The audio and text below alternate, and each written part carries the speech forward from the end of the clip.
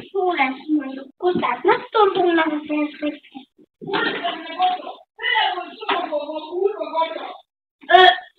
Szétszedtem, ez csak ez volt. Hiszénél nem volt másik. Hát de nem jut le. De nem megáll!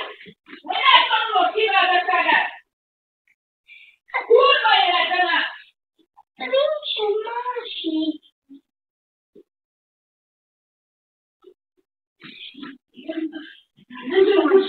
Hát nekem nincsen dolgom! Mégis ott van! Megtaláltam, ott volt. Bele volt csomagolva, basz meg! Tehát az, hogy te hülyen bontott ki, az nem az én dolgom! Szétszedtem, és így találtam meg. Nem, benne volt, össze volt csomagolva! Oké, akkor benne volt, na. Kurva életbe! Itt a szökely, így csinálj. Nézd ki, mint aki ráért, nem? Már csetted meg most már te is! Saját feladatodat nem tudod megcsinálni, nem mész